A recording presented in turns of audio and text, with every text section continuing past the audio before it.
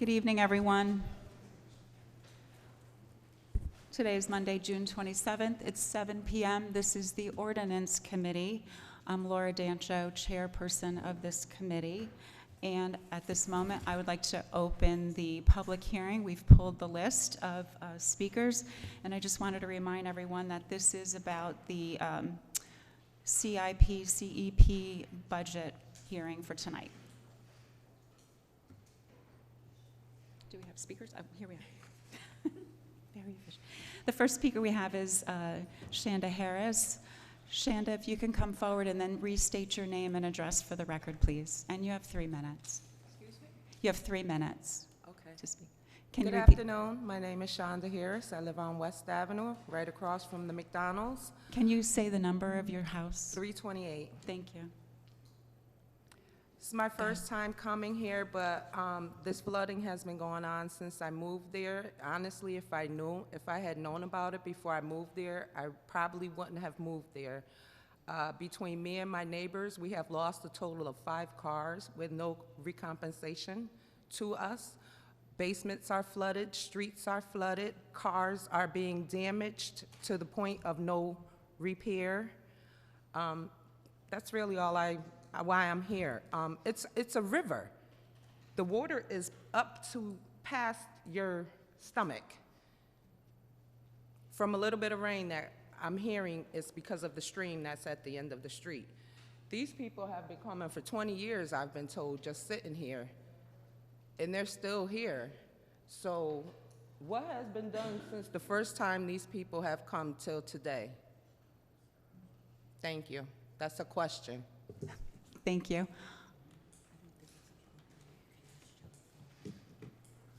I just want to remind everyone that this is about the CIP budget today. Flooding is included in here. I don't know if anybody has seen the details of it, but if you could keep your responses specific to tonight's agenda, we'd appreciate it. The second person on the list is Joseline Rodriguez.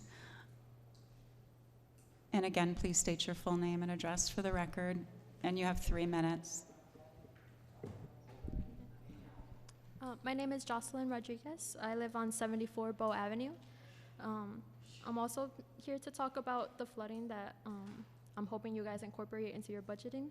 I have been living there since I grew up in Stratford, and I'm 21 years old now, and this flooding has been going on for about 15, 20 years, as long as I can remember. Just to get to the point, the flooding is kind of just a ridiculous and bizarre thing that goes on every year, every month, every week. Whenever it rains, is something that our neighbors and we all have to worry about it. We see our neighbors rushing out anytime it rains, and it's going on like heavily.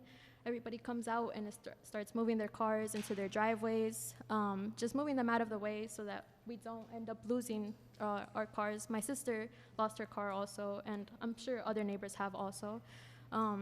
It's something that has been going on for far too long, and it's just kind of insane to think that I'm still here. I remember being 6, 7 years old, and thankfully I have a big family. So my 3 sisters and I were able to go down into our basement and just shovel out buckets of water after losing many appliances, many personal belongings. And it's something that we shouldn't learn to adapt to. My dad thankfully was able to install a pump so that we don't have to do all that manual labor once it floods.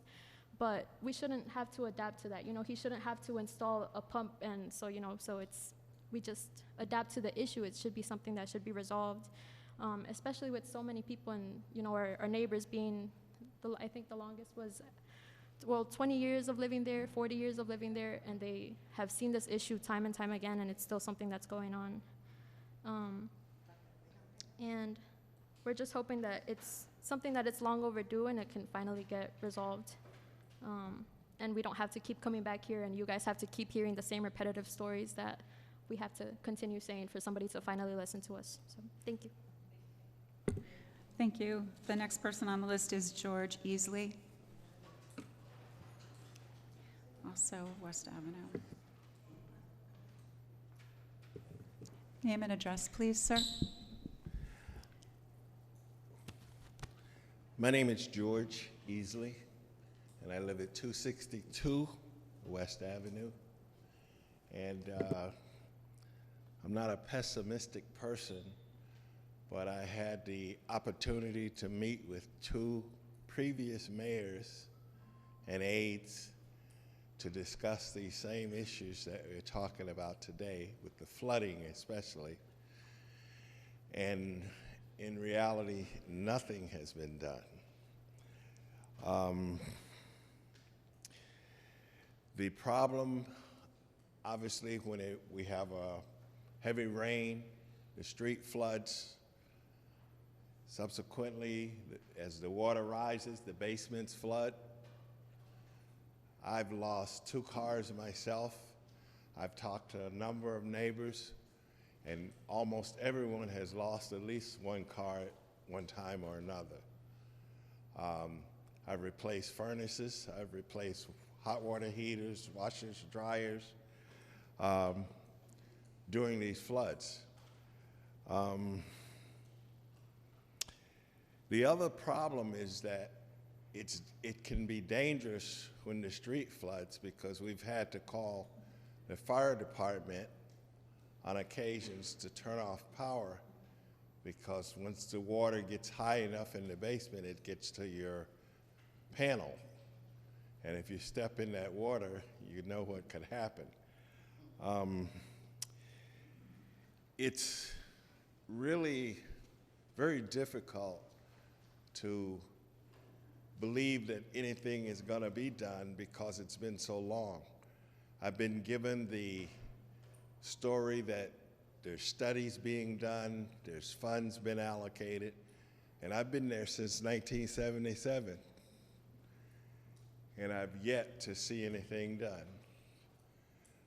We've had issues, and I know that's not part of this meeting, but with trash and with traffic, that not even the traffic where people speed up and down the street is even addressed. I've had a grandson hit by a car, and there's every day something going on almost that's a danger to someone. But the flooding issue is really the real reason I'm here today. Thank you.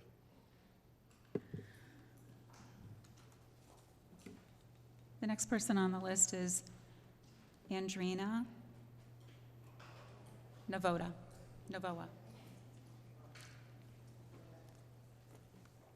Good evening. My name is Andreina Barajas Novoa, and my address is 62 Bow Ave. And first, I want to start off with saying that we do understand that flood mitigation efforts are in the CIP budget, and that's why we're here. I want you to know that I am 19 years old and that flooding issues on my street are decades older than I am. I spent last week door knocking and talking to my neighbors about the floods, and I learned that the oldest neighbor on my street has been living on Bow Ave for 40 years. And I want you to conceptualize that number as the number of years that you and all of the town of Stratford have neglected us for. For 40 years, my neighbor has had to deal with floods, and I want you all to recognize that. My neighbors have experienced property damage and have lost personal belongings for decades due to the floods, and again, I want you all to recognize that. I want you to know that I was raised on Bow Ave, and that when the street wasn't flooded, my friends and I would race each other on our bikes down the street. We would also play in my backyard on my swing set when it wasn't immersed in water. As a kid, I didn't know that my backyard turning into a pool was an equity issue. I saw it as an opportunity to play in water as my parents frantically tried to ensure our basement didn't get flooded. Now that I'm in college, I have woken up and realized that floods are indeed an equity issue, and that your decades of neglect has resulted in many losses. Throughout the years, I have gained legislative experience from interning in Congress to grassroots organizing in Connecticut, and this experience, coupled with my lived experience with the flooding, is why I'm here today demanding for justice. The legislative experience that I have is enough to realize that as the proposed CIP budget stands, we won't be seeing any relief until 2024. Your inaction and lack of care for my neighbors has put our safety and lives in danger. A prominent thing that I heard as I door knocked on my street is that my neighbors are tired of organizing and being given false hopes. In the many years of promises and failed negotiations, my neighbors have lost cars, electronics, among other personal belongings. Another thing that was common was how my neighbors live in fear when it rains because we know too well the damage that the Bruce Brook is capable of causing. On the nights that you hear heavy pours, my neighbors are awake, restless, trying to strategize on how to salvage their cars and valued belongings in their basement. They do this because they know your words and promises only bring them comfort but never safety. So they are tasked with finding it on their own. But that is why we are here today demanding for justice and comprehensive flood mitigation efforts in your CIP budget, because that will bring us safety and peace. We will not settle for anything less than justice. Thank you.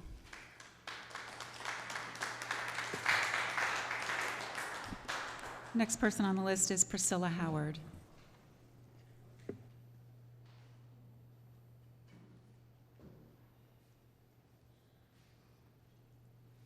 Hello, my name is Priscilla Howard. I live at 97 Bow Avenue. My house is directly next to the brook.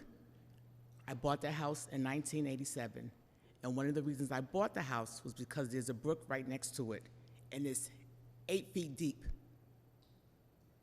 And the ducks used to swim by there and everything else, and over the years, I have lost 15 cars. This past year, in August and September, it flooded twice in a month. I am on dialysis right now, and I do dialysis at home. I lost $100,000 worth of supplies that was in the basement because of the flooding. Right now, we just got the driveway fixed because the driveway buckled. And I'm hoping that when I come tomorrow and talk to the Attorney Barbara, that you will reimburse me for the driveway. The soil reduction has went down. It has just gotten terrible over the years. I would love to move, but I can't right now because of my condition. And I have been here over the years with my neighbors asking for help, and it's always something about, well, this part is Bridgeport, or this part is Stratford, and nobody wants to come to the conclusion of what belongs to who. I pay 2 taxes. The front of my house is Stratford, and the back part is Bridgeport. And I think that Bridgeport should have something to do with this because part of that back part of that brook is part of Bridgeport. Thank you.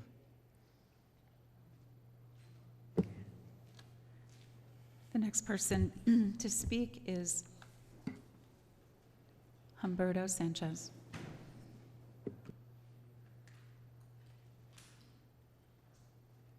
I wanted to know if we can ask for extra time so that I can translate. He's going to say his speech in Spanish, and I was hoping if you can give me more time so I can translate in English. Of course. Hi, good morning. Good night. My name is Humberto Sanchez.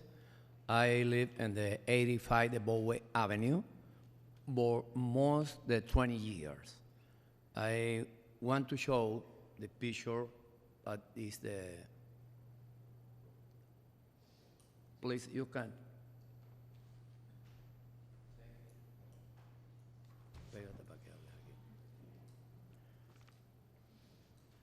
He vivido en Bowe Avenue por más de 20 años. I have lived on Bow Ave for more than 20 years. He venido a múltiples asambleas a este recinto. I have come to multiple assemblies here at the town hall. Hemos explicado, incluso hemos dado soluciones y no hemos encontrado nunca respuesta. We have come here to talk about solutions, and we have given suggestions on what to do about the flooding, but nothing has been done. Siempre nos hablan de presupuestos, nos hablan de proyectos, pero yo creo que la solución la tiene el town. We come here and you guys always talk about budgets and projects, but we think that the town hasn't come up with a solution. El town tiene maquinarias, tiene personal, y nosotros lo más importante es la limpieza del lugar. Eso baja el nivel de las aguas. The town has the machinery and the personnel to clean the Bruce Brook, and that still has not been done. Incluso en la vez anterior ofrecí la yarda de mi casa si el town la necesitaba para pasar a través de ello a la limpieza del mismo. I have even offered the town my yard if they need to amplify the Bruce Brook to mitigate the flooding. Hemos ido incluso a meeting entre Bridgeport y Stratford. My neighbors and I have also gone to meetings between Bridgeport and Stratford. Perdón por el ejemplo, pero es como un matrimonio cuando se rompe, los hijos pagan las consecuencias de quién es el culpable tú y quién es el culpable yo. Es Bridgeport, es Stratford, es Bridgeport y no hay solución. Excuse me for saying this, but I think the comparison lies in almost being like a broken marriage between Bridgeport and Stratford and trying to dispute between whose responsibility it is to take care of the Bruce Brook. Los vecinos no tenemos paz. Nosotros no tenemos paris, no tenemos velorio, no tenemos nada a donde ir, sino tenemos siempre la espada de Damocles encima de que va a llover.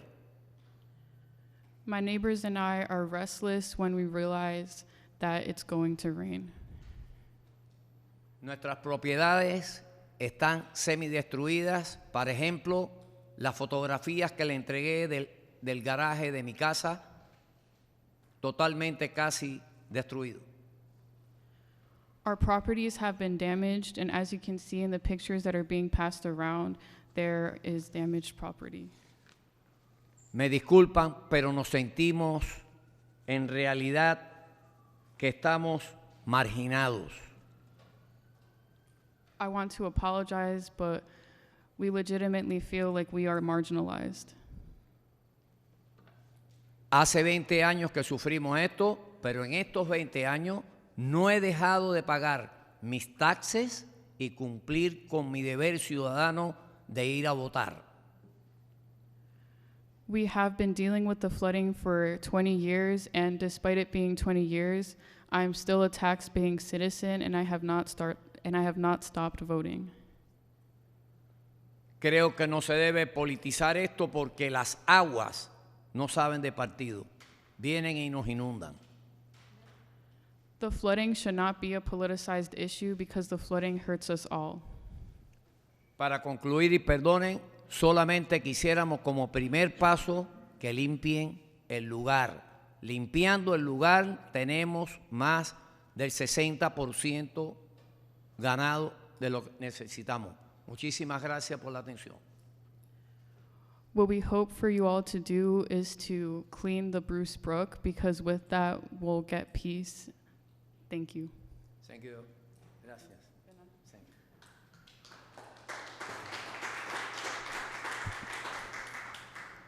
Ryan Seinberg.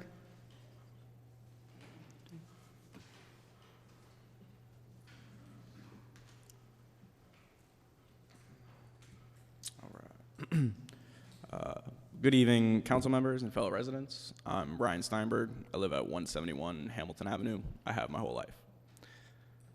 My time here tonight is limited, so I'm going to keep this to the point. I'm here also to predominantly discuss the flooding issue. This is an issue my family has dealt with ever since my parents purchased their home in 1995. During seemingly harmless rain, much like the rain we saw today, Hamilton Avenue fills itself to resemble a small pond where the road disappears running through it.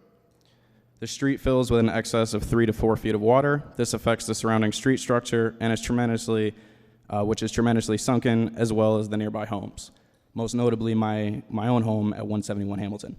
My purpose isn't to diminish from anyone's issues here tonight. My goal is to illustrate the severity of a growing problem that has devastated my family for the last 28 years and threatens the value and livability of a large portion of this town. The problem is the inability of our current infrastructure to accommodate the demand for floodwater. Nobody expects this issue to naturally improve, as controllable and uncontrollable factors play into this issue. Global warming is largely out of our control. I have seen local decisions also ultimately contribute to the flooding issue. What we can control is how we invest in our future. The time has come as a community to address this issue for ourselves and the future generations of Stratford. This is an issue that affects every resident in this town, directly or indirectly. The problem has true potential to turn deadly. May be hard to imagine for some of you, Twice now on separate occasions, my family has been forced to evacuate through a small window in our living room. The concern being floodwater spilling over the primary living space and splashing into the outlets. So, therefore, we evacuate my family and my animals through the window. The problem is getting worse, not better. After evacuating recently in September of 2021, I took the opportunity to tour the South End, which was an absolute chaos. I saw several main roads, Main Street, the center of town, South Avenue, Ferry Boulevard, all resemble rivers. This isn't viaducts and small bridge crossings, these are entire streets. My parents bought this house in 1995, intended to be a starting home. Unfortunately, I've watched this flooding damage the property and sucked my family dry of wealth and resources. My energy was never notified of the flooding issue before purchasing the home that periodically results in a small lake being created on Hamilton Ave. Instead, they discovered this when their first car, I remember having as a child, went underwater in the middle of the night. My first vacation my parents blessed me with as a child, we returned home to DEP trucks and the street closed off like a crime scene. We struggled to replace everything. We had lost nearly everything. The flood resulted in my house garage door ultimately being replaced with a solid flood barrier, an attempt to limit the flow of water and ultimately the damage to the property, but also counting as the first major hit to the value of the flooding. I have about a minute left, if that's okay. The flooding has left floors buckled, both the front and the back porches of the home structurally damaged. At this point, we're unable to house a washer and dryer in the home because we've been through so many sets of them. I've watched my parents lose everything 3 separate times with incremental damage to the property all along the way due to this flooding problem. We celebrated the American Dream, 4th of July, 2020, cleaning up floodwater that stood for over 24 hours, washing through the main living space, leaving a thick coating of debris and sludge across the property. This is an infrastructure issue. Regardless of how much water pours on an area, rainwater should never sit for long enough for mosquitoes to lay eggs. This issue requires an intense investment in Stratford's sewage and pollution infrastructure. The investment here is the difference between preserving the livability of the South End of Stratford or seeing my family's story turn into the norm for much of this town. I wanted to thank the town for holding this meeting, everyone making it out here tonight to discuss an issue I hold very close to my heart. I wish I had more time for more details, and I encourage anything that advances progress and conversation on this issue. Thank you.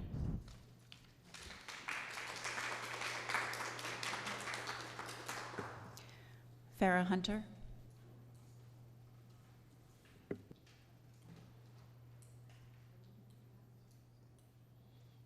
Hi, good evening. I live on 330 Graham Street. I'm so emotional because I bought the house in 2018, my first home. And the first year, I got flooded. The second year, I got flooded. On my birthday, September 2nd, I got flooded. Coming home from work, I had to stop right at Bruce, park my car, and sit. I couldn't go in. Everything in the basement flooded. My husband fixed computers, TV, everything flooded. My furnace is gone. My water heater, I replaced 2. The third one, I had to put it on the wall. The third one that I put on the wall, the water come off of it. Everything. Right now, since I'm coming here, the rain is falling. I'm having anxiety. People here having trouble, the same problem for 40 years. So I'm sitting there thinking, oh, I shouldn't be complaining because these people have 40 years experience in the same thing that my 3 years of experience feels like a nightmare. I'm a nurse. I have to lift patients. I sacrifice just like everybody else. We don't need no handout. We need solutions to the problem. We need help. Everybody like us when it's time to vote. But when the water is taking over our homes, there is nobody to call. We need help. The same way the government can fork out the money and say, give to Ukraine, what about Stratford residents that's flooding? What about us? Can I come and live with any one of you when I get flooded? Can any one of us? So what are we going to do to help to solve the situation? If it's Bridgeport, let us come together. If it's Stratford, let us come together. If it's the whole United States, but we need help. We don't need you guys to look at us and say they're talking the same thing. Everybody coming up here talking about the same thing. If you don't have any empathy for us, have empathy for our kids that's coming behind us. Because I cannot afford to move now. Every house out there is $500,000. Where should I get that money from? If you guys are not going to help, say that we don't, I'll stop. I know. I'll call out from work today to come here. I miss a day's pay. Just help. Some solution. FEMA is not helping.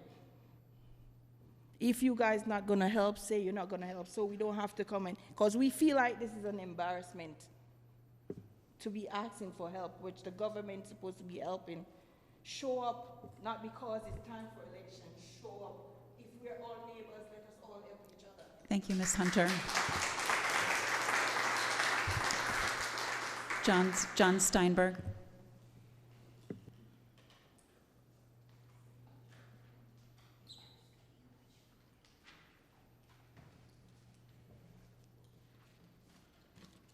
Good evening. My name is John Steinberg. I live at 171 Hamilton Avenue also. You heard my son Ryan speak a few minutes ago about our situation. I've taken the liberty of printing out some visuals. There's a packet there for each of you to get a visual representation of what we and all of these other folks are dealing with. And I'm not going to add too much to it because I think my son covered it fairly well. But we don't have a lot of options of people to call. I've been there 28 years. In the beginning, the situation was handled by the Water Pollution Control Authority, and they were always helpful. There was someone 24/7, weekends, holidays, there was always somebody there to call. And if nothing else, it made you feel a little bit of comfort having a person on the other end of the phone to talk to about it. A couple of weeks ago, I called Tom Albert. Many of you know him. He's the head of Public Works and the Highway Department. And he was very nice on the phone. He said he'll send some people out there to suck out the drain, which he did. And I explained to him that the level of the drain is higher than normal. And I know from experience that that means something is wrong with one of the pumps, or both of them. He told me, I had 2 guys go out and check it. They say both pumps are running. Now, I don't know if you don't believe me or you don't trust my experience that you're seeing in those photographs, but I'm telling you that, and I told him, and I talked to the town engineer, Tom Casey, as well. There's something wrong with the pumps that handle, which there is no gravity runoff on Hamilton Avenue. So if the pumps go out, everything I own is entirely dependent on them pumps. As my son said, we lost everything. That includes cabinets, walls, furniture, appliances, beds, toys, photographs, cars. I can't even add up the personal items, let alone the structural damage to my house that's been going on since I've been there. So thank you for your time. I hope you take the time to look at those pictures, and I hope you take the time to listen to all of these people, because this problem is devastating. If you've ever had your home flooded and had to explain to your children that you can't sleep in your bed tonight, and all of your favorite toys are gone, your bed is gone, your blankie is gone, maybe you'd understand it a little better. All right? Thank you for your time. That was the last speaker on the sign-up sheet. If there's anyone else out there who didn't have a chance to sign up and would like to speak, you may do so at this time. Seeing no further speakers, I'm going to close the public hearing at 7:30 p.m. Thank you all for coming out.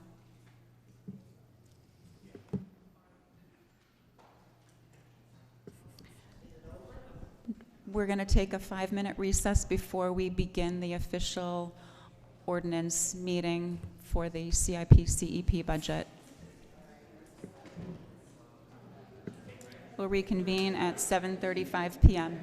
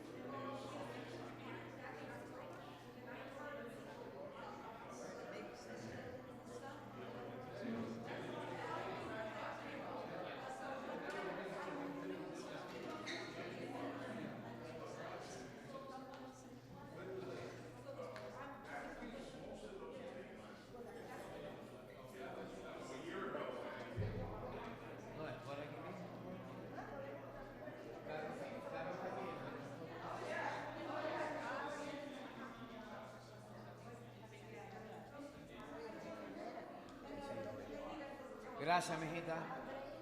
Andreina, gracias, muchísimas gracias. No, no, cualquier cosa que haya otro meeting, vamos a ver. Sí, yo les aviso a ustedes.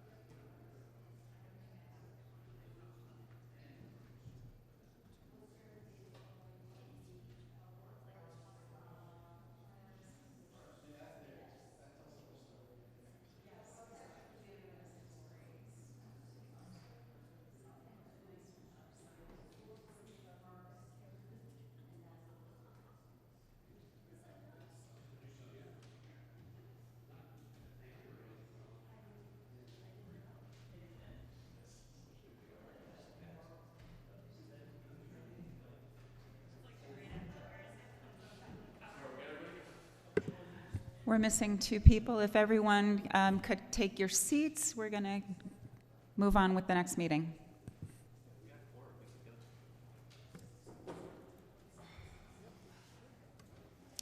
(7:54 p.m.) The Ordinance Committee meeting is called to order. I'm Laura Dancho, chairperson of the committee.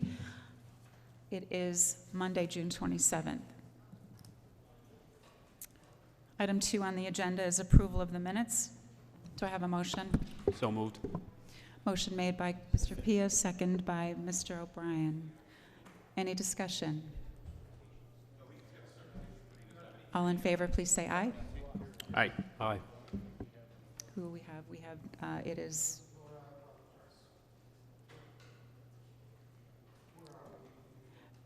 approval of the minutes.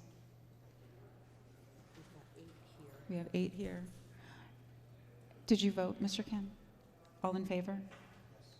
8-0. Item 3.1, an ordinance appropriating $12,033,000 for various public improvements and equipment and capital improvement for the fiscal year 22-23. Is there a motion to approve? So moved, Madam Chair. From Mr. Pia, any second? Mr. O'Brien, discussion. Madam Chair, I'd like to propose an amendment. Mr. Pia. I'd like to propose the following amendment to item 3.1 for capital improvement, to add a new line item under town facilities / building maintenance. The new line item would be South End Community Center renovation plus $150,000. I'll second. Seconded. That's okay. Next line item would be under roads, engineering. Line item would read stormwater project in South End, add plus $100,000. Total should be $150,000. Next line item under public works, parks. Line item shall be beautification, add $25,000. Next line item should be public works, parks, add under Longbrook existing line item, add $10,000. Total should be $140,000. Last line item, new line under public works, school improvements. Line item should read Worcester basketball court, add $120,000. Those are the. I'll second. Seconded by Caitlin Shake. Is there any discussion? Mr. Can. Thank you, Laura. Why the new imperative for Worcester basketball court? It wasn't in the CIP. It hasn't been discussed prior to tonight. Mr. Pia. Through the chair, it's my knowledge that came from under school improvements because Worcester's in terrible shape. I don't know, Mr. Poisson, if you have more information on that. Mr. Poisson. Yes, Madam Chair. Last year, Worcester parking lot got repaved, and I hate to use the word assume, but people assumed that all the asphalt was going to get done, including the basketball court, and then it didn't. And then we made the list for the CIP. It had already been printed, and we realized that we wanted to add Worcester basketball court because it is in very, very bad shape. It hasn't been done in a long, long time. So that's why that's on there now. Mr. Pia, you're correct. Thank you. Is there any other discussion? Laura? Mr. Can. This might be for Mr. Timiak. Related to the South End Community Center, the scope of work defined for that building, the roof and the interior, was sometimes mentioned at around $500,000. But it seems that we've downsized the project to 150. Can you tell us what we're getting for 150 and what we're not getting for the $500,000? So it's still $500,000. We're combining the $342,000, which remains from the CDBG money, which I confirmed today with Tara, and then we're adding $150,000. We are still waiting on the final from Lothrop, which is doing the architectural study, but our hope is to take that and close the door with any overruns we have with any state grants, which we're going to be absolutely applying for that building. We've already been in contact with our state delegation about trying to get grants for that. And we've gotten commitments from them that they will work towards getting those grants. So the combined will have $500,000 cash on hand, plus any grants we can secure. We believe the project can get done for that. Through you, Madam Chair. Mr. Pia. Actually, to the town attorney. Mr. Attorney, in my amendment, Mr. Flork, I just realized by those line item amendments that I made the motion to amend, Yes. should I have stated the new total sum is part of that? Well, I believe don't know that you're gonna have to do that here, but you're certainly gonna have to do it in the bonding ordinance. Okay, I just want to make sure if I should state it tonight, because it would change the total sum. You certainly can add it, it's not too We late could to figure it do out, that. and let's figure it out now. I have the new total sum. So on an administrative thing, when the ordinance committee passes their recommendations, we will redo the CIP, give it to everybody for approval for Wednesday night. It'll have the correct sum, it'll have the correct listing of the projects. And then the final, after it passes, will be a brand-new final pass CIP plan, which the town will operate on.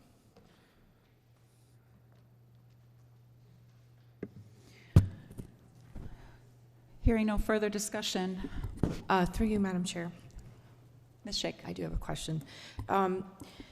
Regarding the flood mitigation, we had a room of people coming in, giving their testimony, wanting to know that hopefully this body, and I believe we are committing funds for the first year of addressing flood mitigation throughout the entire town.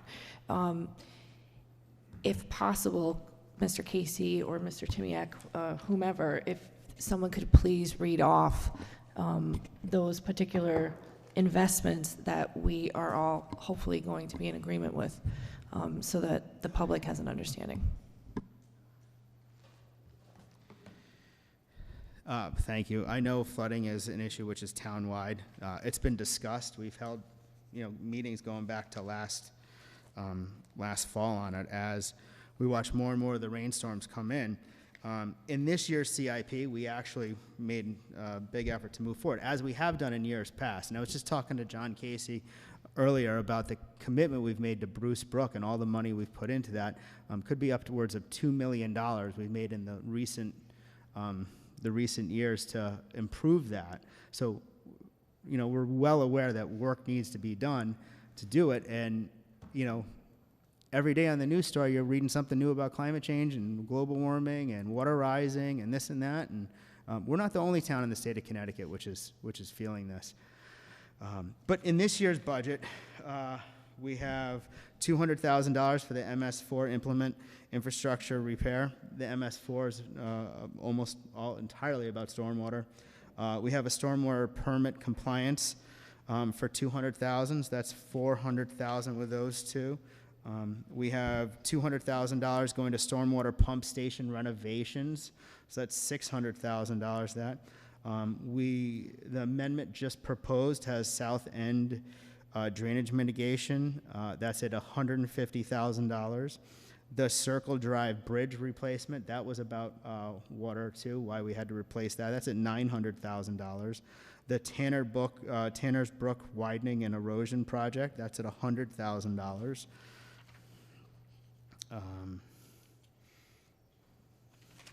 Those are the ones I can list off. So that's about $2 million we just rattled off on that right now. So it's not being ignored by the town. It's not being ignored by the administration. It's in the CIP plan. It is discussed often at our town meetings, whether it's a Public Works meeting or a WPCA meeting. It's not being ignored. I wish there was a way to slow down the water. And it's not a new problem. It's been around, as we heard today, for 40 years. It's a very, very hard problem to solve. And hopefully someday it's solved. I have one question to Mr. Timniak. What I picked up on, I didn't realize before, when I heard about this before, it isn't part of the problem. We're tied into Bridgeport. We've got to come to agreements on these things. Isn't that, it's partly not only a financial problem, it's a political problem or a inner. I think, I don't know, John, do you want to talk about the challenges of Bruce Brook? I know it goes underground for a big portion. I know that the majority of it is in Bridgeport on our side. So there is an initiative where the town is working with City of Bridgeport on Bruce Brook for that portion, which we share the border. The town line goes right down the middle of the brook from I-95 at Johnson's Creek all the way up to about Boston Avenue, north of Boston Avenue. After it goes past Boston Ave, it then heads over toward Bunnell, so that's all in the town of Stratford. But the part we're sharing, there's been environmental issues. The health departments of both towns have been meeting. The conservation department has been meeting. I've been involved to some extent. The conservation office has a grant to do a study of Bruce Brook to look how we could improve the quality and better manage the stormwater in the watershed. So that's what we've been working on. Chris mentioned work we've already done. We did put some water quality work on West Avenue about 4 years ago. We are in the midst of doing a design and permitting for improvements in the area of Bow Avenue to Sage, Bruce Brook, which we're kind of bound up because that's all on private property, but we're trying to work with the private property owners to get permission to go in there. So quite a bit of work on Bruce Brook over the recent years, and if we went back, quite a bit of work in the past as well. Mr. Casey, has Bridgeport, or maybe Mr. Timniak, has Bridgeport contributed any money to the problem like we have? I would say that Bruce Brook has been mainly handled by the town of Stratford for many years. I have a... Go ahead, Ms. Rice. Yes, so we spent $2 million. The question is, where is that $2 million? These people are paying taxes and living in absolute deplorable conditions. And if we spent $2 million, I would love to know where that $2 million went. Yeah, I think that was kind of off the cuff number, but I just mentioned several projects we're working on right now and have been working on. So, we have been investing quite a bit of time and effort on Bruce Brook, in addition to others. Chris mentioned Circle Drive, Surf Avenue Culvert, as I've reported at Public Works Committee, regularly. We're working on replacing that culvert and trying to stop the coastal flooding that occurs there, regularly. We're doing the Broad Street Bridge design and permitting to, again, restore the bridge, but also to try to have some coastal resiliency elements to that. So there's quite a bit of work going on all at the same time. I heard that you guys provided studies previously. Well, what were the results of the studies that you did in previous studies that you've done? That's a pretty general question. What studies? Or around the Bruce Brook, to be specific. If there were previous studies done, what was the outcome of those studies? So what was it determined? So we did improvements in the early, late 80s, I think. And then based on those improvements, we restudied the brook and we applied to FEMA to get the flood zone changed. To reduce the width of the flood zone based on the improvements that we made, which took several people out of the flood zone. That's helping them with their flood insurance, but flooding still exists. We've done, like I said, we just did a project to take water away from Barnum Avenue to reduce the flooding at Barnum Avenue, bring it downstream behind McDonald's. That included a large water quality separator that filters out basically floating garbage and sediment that's in the stormwater. so that the stormwater discharge is of better quality. We studied hydraulics to try to get the better capacity for the stream from basically from the railroad to Boston Avenue, as I said. That study concluded there was not a good practical solution to solving the flooding, but there were things that we could do to make it better, and that's the project that I just mentioned we're working on now, which is to rebuild and widen and realign the stream from Boston Avenue, south of Boston Avenue at the end of Bow Ave to Sage Street. So do you think it makes sense to pour another 150,000 into another study rather than putting money into the fix? Well, we need to know what the fix is. So we need to have a study that guides us in recommended projects that will make a difference. So that's the study is the beginning of the fix-it. So you do feel that there's a need for an additional study, Yeah, because despite all the previous studies? What you had just asked about was Bruce Brook. Based on work that we've done, studies that we've done, we're slowly implementing those projects. But you need a starting point. So that's where the study comes in. The study is the start. And the study we were just talking about was for Bruce Brook. It wasn't for the south end. So this would be a completely different area of town that we'd be looking at for the solutions that I know we've been talking about for about a year now. Mm-hmm. Okay. Thank you so much. Thank you, Mr. Casey. One clarification question. When you said 2 million, that's for next year's budget. I don't want anybody to think you've only spent 2 million. We're only spending 2 million. That's for next year. We've already spent. Yeah, I think Chris was just trying to give an idea of how much Yeah. money has been spent in the past. And we're continuing to budget in the next 5 years this capital plan additional funds for implementing those projects. Okay. This budget you're voting on has about $2 million. Yes, that's just this year.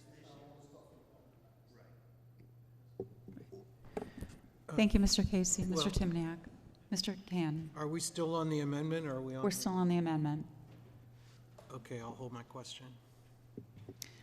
So if there's no further discussion on the amendment from Mr. Pia, seconded by Ms. Shake, I will take a motion to approve. A vote to approve. All in favor? Aye. Chair votes aye. That is, any opposed? None opposed, no abstentions. The vote's 9-0 to approve. And now back to the original motion, and this would be to send this ordinance back to Town Council with a favorable recommendation. As amended.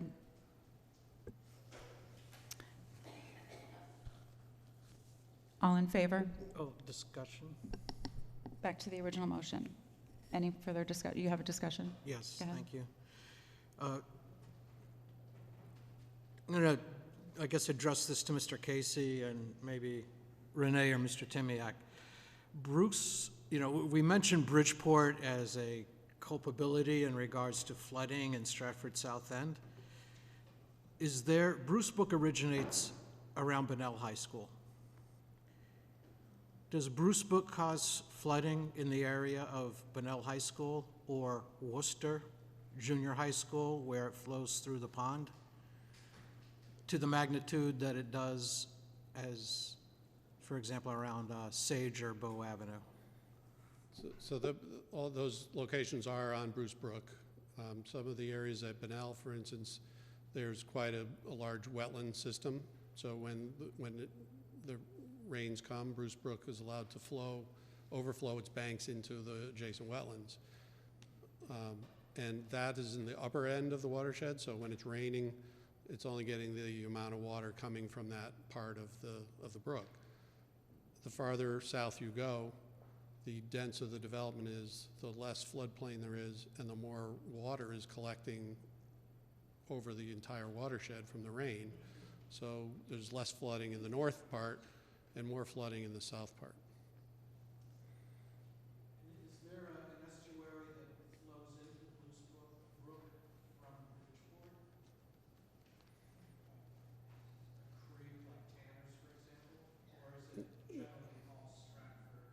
No, it's generally all in Stratford until it gets to the Bridgeport line, and then the entire city, half of the city, you know, I don't know, that part of the city is draining toward Bruce Brook. So when you're driving down Barnum Avenue, you're going downhill till you get to West Avenue, and then you go into Bridgeport and you start going back uphill again, and that hill is draining to Bruce Brook. That's the valley. So there's no, I don't know if there's a tributary or not. I don't recall one, but the water from the runoff is still collected in the stormwater system and discharging to the brook. So Bridgeport does stormwater discharges into Bruce Brook? Yes. That's generally south of Boston. Would that contribute to the flooding on, I forget its name, on the opposite side of Honey Spot? Yeah, sir. Would that, is the issue with Bruce Brook contribute to Surf Avenue's flooding and Hamilton Avenue's flooding? Not Hamilton Ave. Surf Avenue, it can contribute to that flooding when it's raining. The issue that we're addressing with the bridge is more coastal related, so it has to do with Long Island Sound flooding rather than the Bruce Brook watershed floodplain. But both can happen depending on the weather event. Have we identified a separate solution for the area of Hamilton Avenue, for example? That would become part of this study. When we say storm, there's an item here for stormwater pump station repairs. Is that focused on particular pump stations, or have we not decided yet? I would have to defer to Public Works on that. So are you talking about the ordinance, or are you talking about Public Works? The $200,000 in CIP that's allocated for stormwater pump station repair, inquiring on which pump stations for stormwater may be in the scope of this $200,000. All of the pump stations, we have 3 stormwater pump stations. They're all old. The one on off of Platt Street was renovated about 5-6 years ago, but that's being replaced. So I would say most of this maintenance money that you're approving would be going toward Ferry Creek and/or Hamilton, depending on what the needs are. So there is a pump station in Hamilton? Yes. To replace Platt and to upgrade or replace Ferry in Hamilton, is $200,000 sufficient? No, not to replace. That's not replacement funds. That's just basically, I would say, replacing a pump or replacing a piece of equipment that needs to be replaced to keep the station operational. The scope of my questioning is to see if we can expedite some solutions, do it now rather than maybe do it later. To do it right, let's say if these stormwater pump stations were integral, and maybe at least for Hamilton, and I know Ferry's an issue, to do it right, to correctly fix the pump stations, is $200,000 this year going to be a long-term solution? That fund is just to continue this operation of the station as it exists. It's not to upgrade it. It's not to rebuild it. That would be a whole nother funding request. How much would it cost? I don't know. That's where you need to have a solution in mind before you start throwing numbers at cost. So that's where the study would come in. You know, if that pump station is well, it's sized for whatever it was designed for.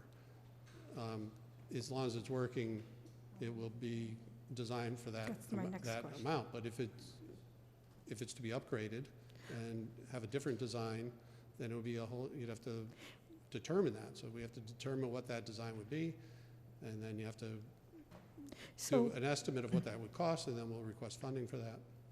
Just curious, for Bruce Brook and for these pump stations, these studies, how long are we talking about that they would take? Probably about 6 months. From the day we hire the engineer. Has not been paid for yet. That's the issue at hand. We need a solution, and to understand the costs.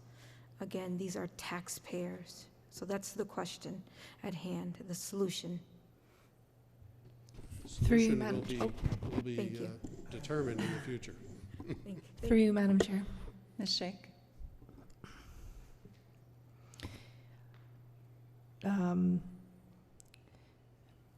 We need to know, we need to have data, we need to have information available to know how to address any problem, any issue in the town.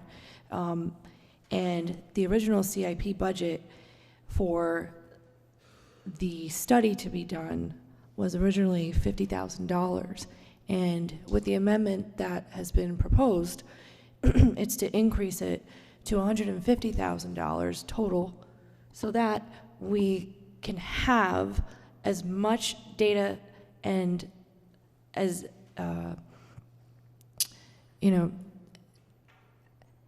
as much information possible so that the town can address the problem. If the pump station on Hamilton from the study, and I don't mean to put words into your mouth, Mr. Casey, but if the outcome of the study is to completely replace the pump versus just to replace a part or mechanism in the pump, we will have that information, which would require us, the town, to have to go back and request additional funding somehow. Maybe there's a grant out there, I have no idea. But to start that process, and I'm glad that in this body that it is being addressed. There's no silver bullet to quickly, snapping our fingers and having immediate relief. And I am heartbroken by all of the residents who took time out of their day, called out of work today, to come to us so that they know that we're listening. And with the changes, this amendment that's been added to increase that funding, it is not the immediate solution that they're looking for to get rid of the water, because how are we supposed to do that? That requires a huge, heavy lift. And if this is how we begin that, and it's 6 months, we can request that the search for an engineer or team of engineers, now that we have an increase of funding to address the issue, is expedited so that they can then begin that process. So thank you for giving background on what's been invested. Clearly, we still have a problem. And if it's the city of Bridgeport, and I'm curious to know how much they have invested into addressing the problem, then we need to go to the city of Bridgeport and bring them to the table to work with us also. And that's how we can move this forward. In the meantime, I don't see any other options. So I would urge everyone here in this body to strongly take that into consideration so that we can move this forward and we can get to the meeting on Wednesday so that we can have this go out for bonding and start that process. Through you, Madam Chair. Thank you, Mr. Yeah. Thank you, Madam Chair. Ms. Shake, thank you. You hit the nail on the head. There's no silver bullet to this. And what we are doing by increasing this by $100,000, and I feel for everybody who came out tonight. I have constituents in my district that since the 1930s have paddled up 3rd and 5th Avenue in canoes when it rains. I've been there, I've seen it. So it is town-wide. We are trying our absolute very best every year to do this. This buys us a blueprint. This buys us a blueprint to identify an issue and then make educated decisions at that time to put more money into fixing problems, okay? So I'm fully supportive of doing that. I think it's the right thing to do. So, Thank you. through you, the chair, just one last question, because we heard the residents repeatedly say a study after study after study has been done, and nothing has been done yet to resolve this issue that has been devastating to these taxpayers for decades now. The question is, just for the record's sake, that this study that's going to be done with this additional fund is to resolve the issue, and not just another study that's going to leave us paying for another study to resolve the issue. I could tell you that, prior studies that we've been working on regarding the coastal resiliency of the area is not related directly to the rainwater study that we're talking about now. So when we talk about studies that are done in the past, I don't know that we've done any within the recent past studies on the drainage systems of the south end of town. We did in the 50s, we did a lot of improvements in the 50s, but that has not really been looked at, I don't think, recently. So that's the scope of this study. It's not the resiliency aspect, which are ongoing studies already in progress. They will tie to get together because, as you know, the area is so low in relation to the tide that this rainwater doesn't want to drain out by gravity. And that is, one of the crux of the issues that has to be looked at. And whether this study will generate a practical solution to that or not, we'll have to see. Thank you, Mr. Casey. One further question, and then we're gonna. Well, I've got. Do you have an amendment? Two questions. First is for Renee. Thank you, John.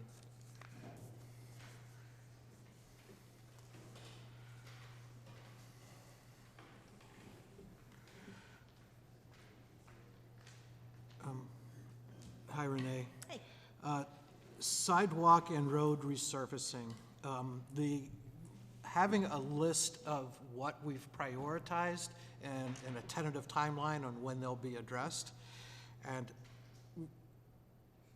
so St. Michael's, which is right by Cloverfield, 3 years ago they were promised sidewalk. There's a wheelchair person and a person with a busted leg. They're looking for the sidewalk. There was an interruption because the contractor was bad, but it's been 3 years, they're still looking for the sidewalk. And I don't address you directly, I go through the mayor's office, but I'm not getting an answer on the delay. What would be helpful is to have an online list so we could reassure our constituents that we're not promising you it's gonna get done this year, but it's on the list to get done this year.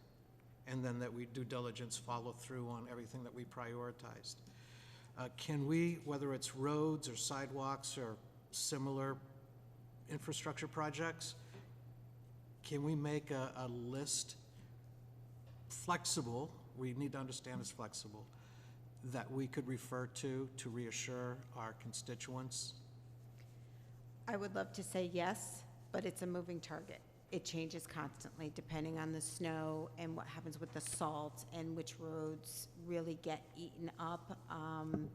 It's constantly changing. The same thing happens with sidewalks, which ones get uplifted by roots, which ones now we deem are trip hazards or that we've had an incident at.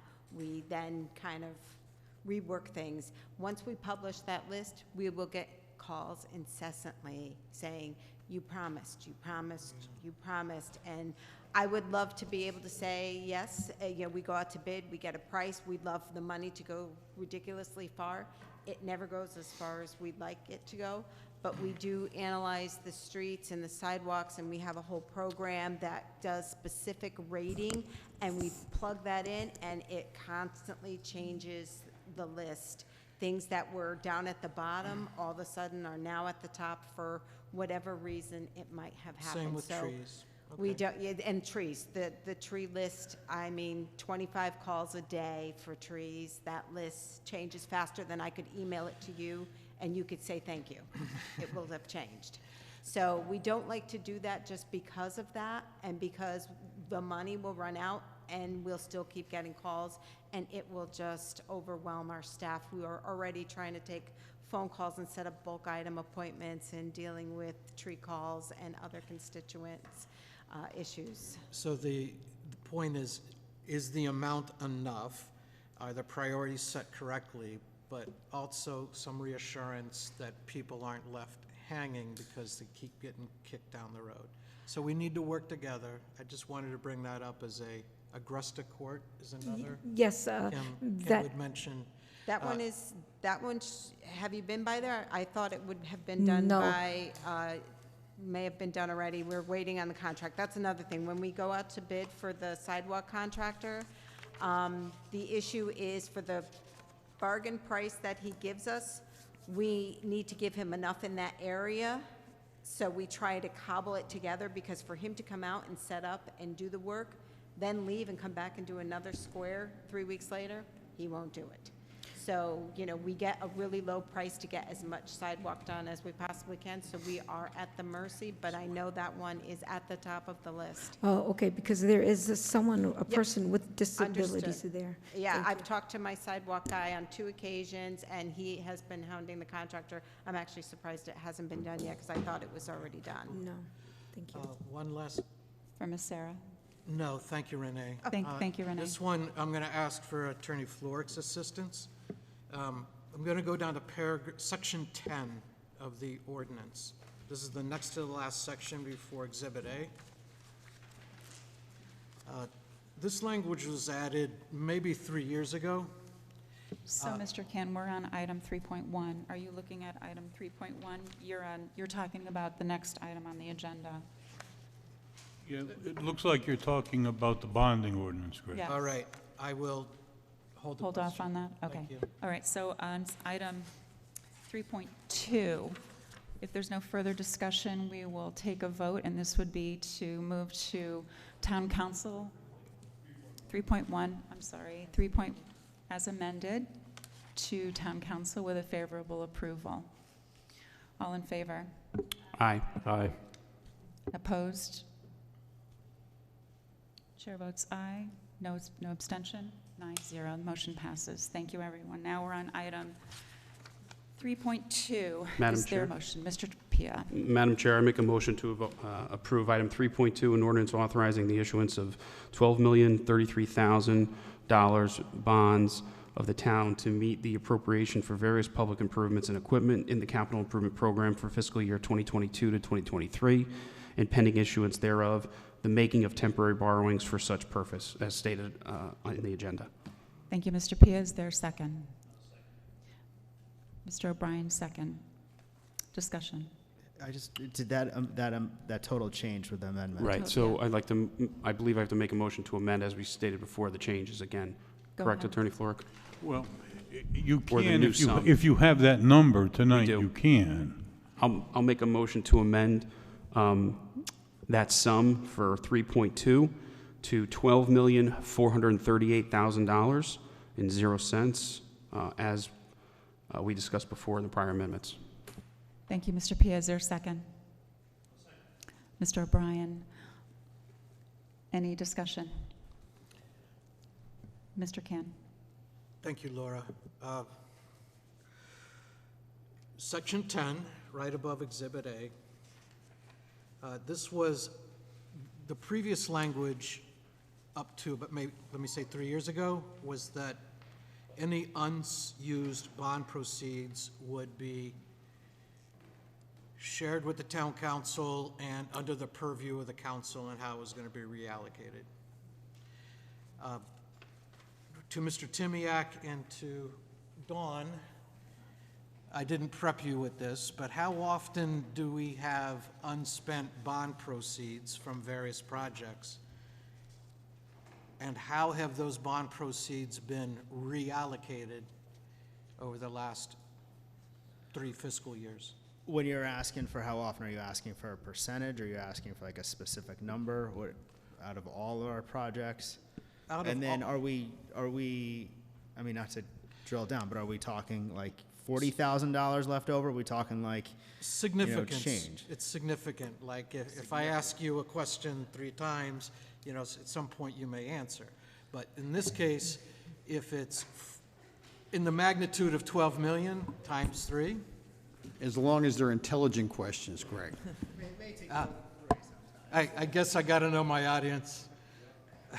So the Magnitude, Dawn, the is it? practice previously when the former finance director was here, Jay, was that he was trying to close out, not spend the money. So basically, if a project, say, was 100,000, I'm using that as an example, and we spent 90 on it, then he would close the account. And so it wasn't, nothing, it was being closed out, and he was bringing those to the council to review and authorize the closing of those. So you did have an opportunity to review those and close those out.